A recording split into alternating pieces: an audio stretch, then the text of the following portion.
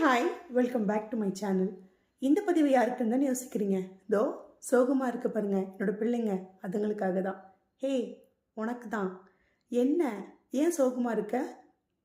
அம்மா அடிச்சிச்சா? அப்பா திட்டுச்சா? ரெண்டுமே இல்லை. அட்வைஸ் பண்ணிச்சா? அதானே. அப்பா அடிச்சிருந்தாலோ இல்லை அம்மா திட்டிருந்தாலோ இல்லை எது நடந்திருந்தாலையும் இந்த காதில் வாங்கி இந்த காதில் விட்டுருப்ப. அட்வைஸ் பண்ணதுனால தான் நான் இவ்வளோ யோசிச்சுட்ருக்கேன், இவ்வளோ சோகமாக இருக்க. சரி, என்ன யோசிக்கிற? அவங்க ஏன் அட்வைஸ் பண்ணாங்கன்னு தான் யோசிக்கிற. உன்னை விட அவங்க ஸ்மார்ட்டு, உன்னை விட அவங்களுக்கு தான் எல்லாமே தெரியும், அவங்க தான் அதி புத்திசாலி அப்படிங்கிறத உன்கிட்ட ப்ரூவ் பண்ணணுன்னு நினச்சி தான் அவங்க திட்டினாங்களா, அட்வைஸ் பண்ணாங்களா? கிடையாது.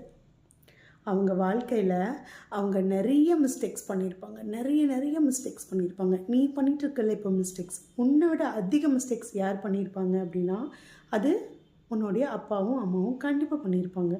ஓகேவா? ஸோ அவங்க பண்ண அந்த விஷயங்களில் தாண்டி நிறைய ஃபெயிலியர்ஸ் அவங்க ஃபேஸ் பண்ணியிருப்பாங்க, நிறைய பிட்ரைஸை ஃபேஸ் பண்ணியிருப்பாங்க. அதுக்கப்புறமா இன்னும் தாண்டி அவங்க யாரோ ஒருவரால் அவங்க யூஸ் பண்ணி அவங்கள அப்படியே இந்த டிஷ்யூ பேப்பர் கசக்கி போடுற மாதிரி கசக்கி தூக்கி எறியப்பட்டிருப்பாங்க. ஓகேவா?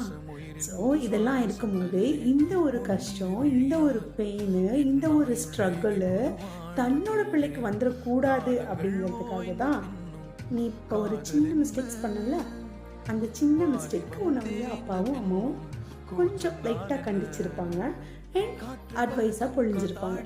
இதெல்லாம் அவங்க ஸ்மார்ட்டு, அவங்க ப்ரில்லியன்ட்டு, அவங்க என்னது ரொம்ப உன்னோட ரொம்ப புத்திசாலி அப்படின்னு ப்ரூவ் பண்ணுறதுக்காக கிடையாது.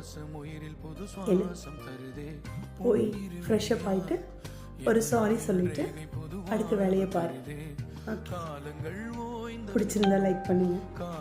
பாய்.